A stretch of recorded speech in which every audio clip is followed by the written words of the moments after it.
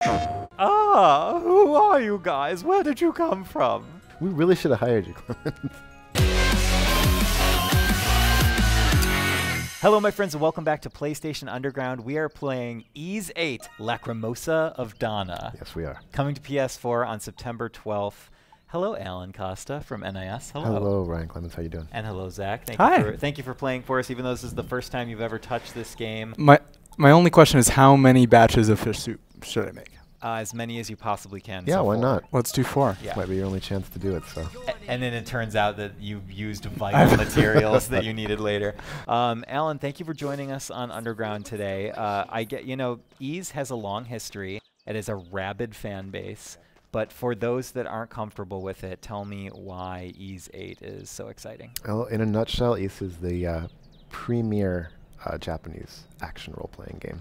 And I know strong words, especially sir. after what came out earlier this year, which I've played and am aware of as well. But I think what makes these so special is that it's, in addition to its really fascinating and long history, 30 years now this year actually, it's just so fast-paced and quick, and it just feels so good to play.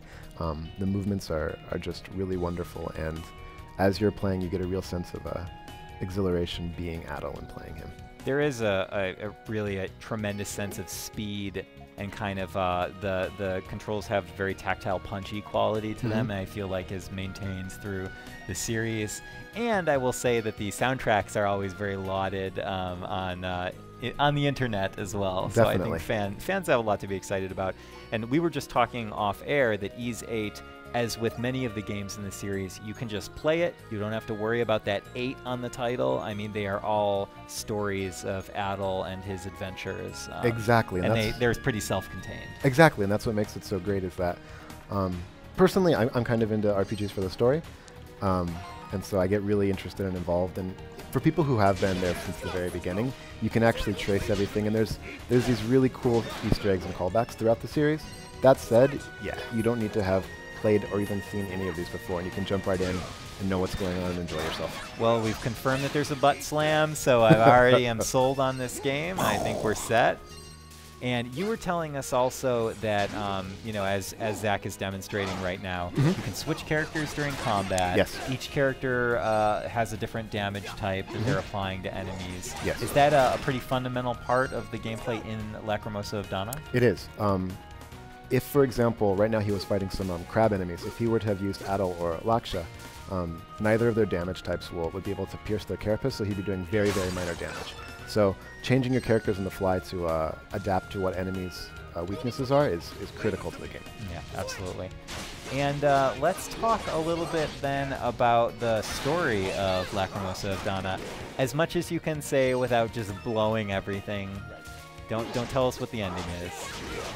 I don't think I've ever actually had that happen, but now I'm thinking about it, and how funny would it be if, like, the introduction of the game, Alan's like, so anyway, let me tell you about the ending. It is going to blow your mind. Better be safe than sorry. Yeah. Go ahead. Give us a little intro. Sure. In a nutshell, just to give you a little backstory to Adol himself, Adol's an adventurer, which in this grand world of East, which is kind of modeled after Europe, Northern Africa, the Mediterranean, that area. He just goes around getting into adventures, helping people, and doing a lot of cool stuff. And every game kind of follows him on a new adventure. Actually, the first game was set in East, which is a place based on northern Brittany and France historically. What happens is he goes there. Every place has its own problem unique to itself. He solves the problem, and he hops on a boat, and then the boat inevitably Zach, your health crashes. Ooh. Sorry, I got distracted. That health meter was dangerously Well, low. let me tell you what, Ryan. It's a great thing we have some fish soup. Fish soup. Give me that soup. Delicious. Pescatarians, raise your hands. Fish soup for everyone. Anyway, sorry, Alan. No problem. Adol inevitably gets shipwrecked. He wakes up in a new location, and his adventure begins again, kind of. That's what happens in this case, too. He's on his way somewhere. He gets the boat gets capsized, but what makes this kind of special is that he gets capsized on what's thought to be an uninhabited island. And so whereas usually he's interacting with villagers and people in a place that already is kind of established in there, this time it's just him looking for the rest of the people that were on the boat, them building up their own village to survive, and kind of finding out the mysteries of this island. Wow. Okay. Another big thing, we won't be able to see it in the demo because this is limited to Adel and his party right now. But for the first time in series history, it's what's called the dual protagonist system. So there's a girl named Dana, a young girl with blue hair, which you'll probably see in a lot of the promotional materials for the game. And periodically throughout the game, Adel will... Alive? You got this. Adel will fall asleep, and those parts will shift to Dana's point of view. And then we get to kind of see things from her perspective. In the end, which I won't spoil, in the end, it turns out there's a lot going on. Dana's, what's going on with her is incredibly interesting. And it's a pretty grand, epic tale. So what you're telling me in this great summary, and thank you for that, is that I mispronounced the name of the game, and it's Lacrimosa of Dana, not Donna. Here's the thing. So... Here's the thing. Technically, the thing. Technically, if you want to say it, the Japanese would be Dana. Okay. Being, an American English speaker, I think I naturally want to default to Dana. Okay. I don't think anyone on, either side of the ocean is gonna punch you for saying it either way, but. Because I have an Aunt Dana. Okay. Different person, right, than this blue-haired dream lady, but still a person with the name Dana. Right.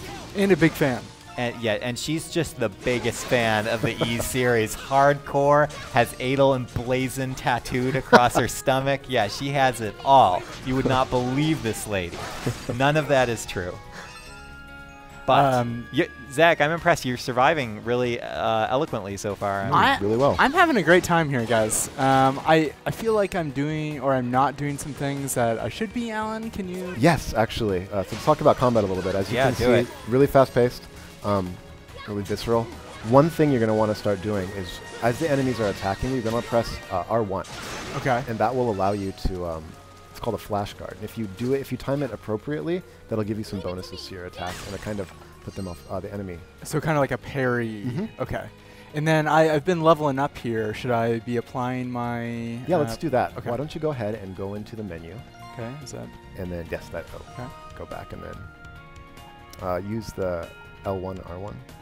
Okay. Actually, no, I lied to you. I'm so sorry. Go back. It's okay. So are you guys like just want to drink a lot of fish soup? There we go. There we go. Skill. There we go. There it so, is. There we go. What you can do is you can assign different skills to the to different button combinations. So X, circle, square, triangle. And if you're holding the D-pad in that direction, you'll be able to unleash that skill. Ah, okay. Got it. So you're allowed to set four different skills. You can actually set the same skill on 2 ones if for whatever reason you wanted to. Okay. The skills do level up. As you can see where it says next, that's actually uses. So if you use, for example, high wave 213 times, it'll level up, and its power and efficacy will increase. Oh, okay. So, right, and so this is with the R1 attack that you were talking about. Yes. Got it. Okay. Yeah, Cool. so sorry, I apologize. It's actually hold R1 down, Hold R1 and then you'll hit, and then for example, X will do sonic slide, Got it. square will do aerial spin. I think you got a new skill because you leveled up. Try to put one in the Oh, yeah, there we go. We got Rising Slash. Okay. Yeah, you do. And Grand Anchor. I like the sound of that. Not just a normal anchor. The grandest. The grandest of anchors. Starting you off with grand here. And then did I get a new anchor for him? No? Maybe not. Okay. Their weapons actually, they're set, and then throughout the game you'll use the blacksmith and you'll Awesome. Got it. they Okay. will, I don't know if you're allowed Whoa. to answer that. Whoa. Here we go. Zach, goodness. I Oh, always boy. look away at the worst time. Oh, boy. So Oh, no. there it is. There it is. So that kind of Alright. slowed down time a little bit for the enemy, and that's how you're going to take advantage of their weaknesses. How about that? There you go. High level play here. High level play. Can we get some of that grand anchor action? Let's see. There we... Ooh. Ooh, there it is. Uh-oh. Okay. You just broke him. When Yeah. an enemy's broken, that means you're hitting their weak point enough times. What happens is that they're in a weakened state, and your attacks will do more damage. Okay. So I shouldn't have just like stopped attacking, you're saying. What you should do is maybe heal. Okay. What do we do in this Well, situation, Alan? Are we done? Revive? Is Great that Trigger? I would go with the heal potion because you don't want to use your party heals because everybody else is fine. Okay. But can I drink it if I have if you have gone to zero 0 HP? I think you have a couple of there you go, revived heal, the great tree drop. Okay. There we go. Look, there we go. thank goodness for trees, right? Without those tree drops, our big anchor man All right. would not be Anchor Man, did it? Oh, Anchor, that's right. Yeah. That's Now I don't know from if San you're Diego, allowed. so that's I don't know especially if you close were to my heart. allowed to answer this question. Will we see more than just these 3 characters, or are these the Oh, yeah, we will. folks that we? Oh, We okay. definitely will. This is I should probably mention Like that playable, this is, though. Yes, yes. Ah. This is kind of a, I don't know what you want to call it, a slice of the game. What you're playing right now actually happens in the game. They just advanced us to a point where we could hop in with the party and experience it and play one of the bosses, and then it's over. But yeah, there's more playable characters in the game. Okay, that's what I want to hear. Yeah. Although I just want to, for the record, I would have been totally happy with just the 3 on screen. I just want you to know that. Oh no, what happened to his leg? His foot. Zach, if you could just do the dramatic reading, please, for this.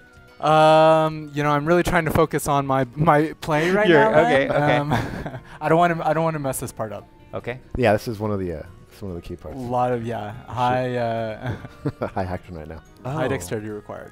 Well, allow me. Who are you guys? Where did you come from?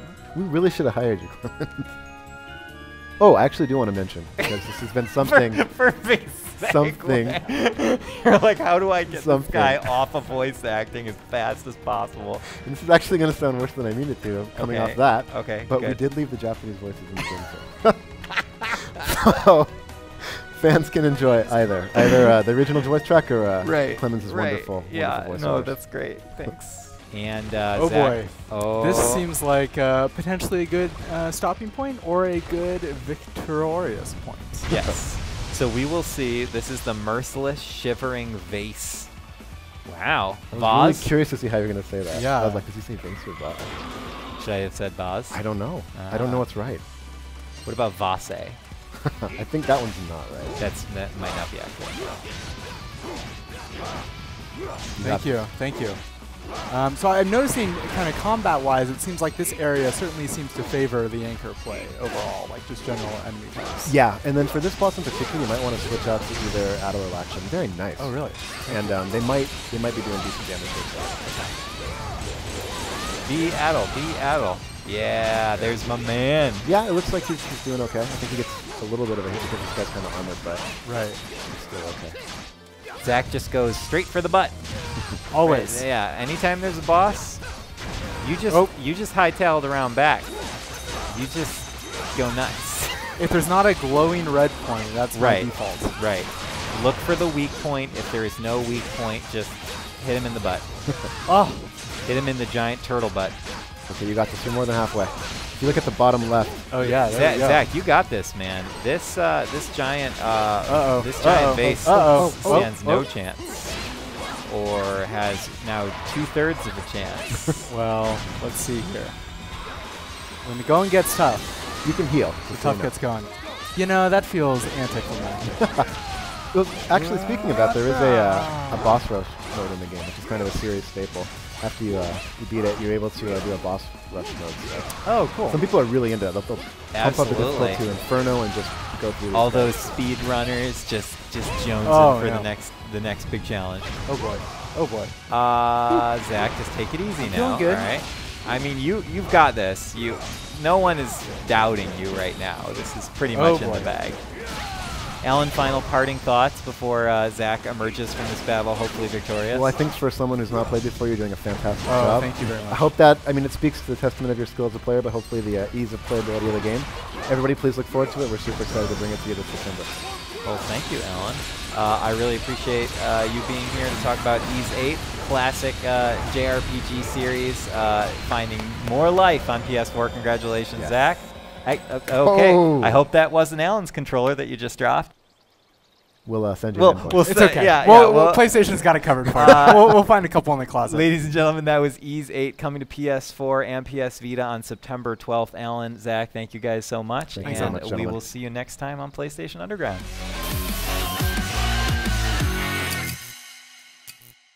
PlayStation